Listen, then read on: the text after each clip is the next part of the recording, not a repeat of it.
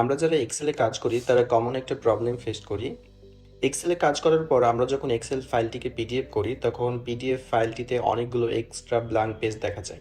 এই extra blank পেজগুলো কিভাবে ডিলিট করবেন আজকের ভিডিওতে সেটি আপনাদেরকে দেখাবো। এখানে আপনারা দেখতে পাচ্ছেন আমি একটি এক্সেল শিট ওপেন করে রাখছি। এই এক্সেল শিটটিকে আমরা যদি কন্ট্রোল পি দিয়ে প্রিন্ট প্রিভিউ দেখি সেক্ষেত্রে আমরা দেখতে পাবো এখানে 26টি পেজ দেখাচ্ছে এবং 1 নাম্বার পেজে আমরা দেখতে পাচ্ছি এখানে কিছু লেখা আছে।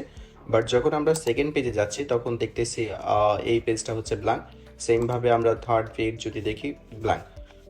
এবং আমরা এই এক্সেল ফাইলটি লক্ষ্য করলে দেখতে পাই আই কলামের পরে আমাদের ডান পাশে কোনো লেখা নেই। ঠিক সেমভাবে যদি আমরা নিচের দিকে দেখি এই টোটালের পরে আমাদের এই নিচের দিকে কোনো লেখা নেই। বাট যখন ফাইলটিকে পিডিএফ করতে যাচ্ছি তখন দেখতে পাচ্ছি এইখানে 26টি পেজ দেখাচ্ছে, বাট আসলে লেখা আছে আমার একটা পেজে।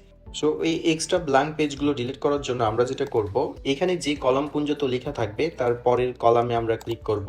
এখানে ক্লিক করার পরে আমরা কিবোর্ড থেকে কন্ট্রোল শিফট ধরে রেখে কিবোর্ডে যদি দেখি 4 অ্যারো সাইন দেখতে পাই, যেটা হচ্ছে up arrow sign, down arrow sign এবং লেফট অ্যারো সাইন এবং রাইট অ্যারো সাইন। এই 4টা অ্যারো সাইন থেকে আমরা কন্ট্রোল এবং শিফট কিবোর্ড থেকে ধরে রাখার পরে আমরা রাইট অ্যারো সাইনে ক্লিক করব। এরপর আমরা দেখতে পাচ্ছি আমাদের ডান পাশে যতগুলো কলাম ছিল সবগুলো কলাম সিলেক্ট করা হয়ে গেছে। এই সিলেক্ট থাকা অবস্থায় আমরা যেটা করব, কিবোর্ড থেকে কন্ট্রোল মাইনাস প্রেস করব। এটি করলে যা হবে, যতটুক কলাম আমি সিলেক্ট করেছি এই কলামে যা লেখা থাকবে তা ডিলিট হয়ে যাবে।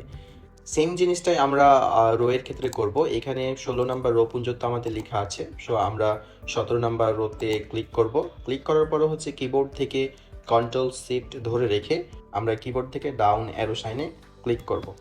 দেন আমরা দেখতে পাবো নিচে যতগুলো রো আছে সবগুলো রো সিলেক্ট করা হয়ে গেছে এবং আমরা সেমভাবে কিবোর্ড থেকে কন্ট্রোল মাইনাস ক্লিক করে আমরা নিচের অংশগুলো ডিলিট করে দিব। এখন আমরা ফাইলটিকে প্রিন্ট প্রিভিউ করে যদি দেখি, আমরা কিবোর্ড থেকে কন্ট্রোল পি প্রেস করব।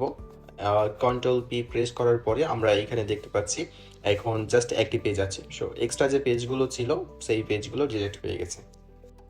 সো আপনারা এই টেকনিকটা ইউজ করে আপনাদের এক্সেল শিটের এক্সট্রা ব্ল্যাঙ্ক পেজগুলো ডিলিট করতে পারবেন।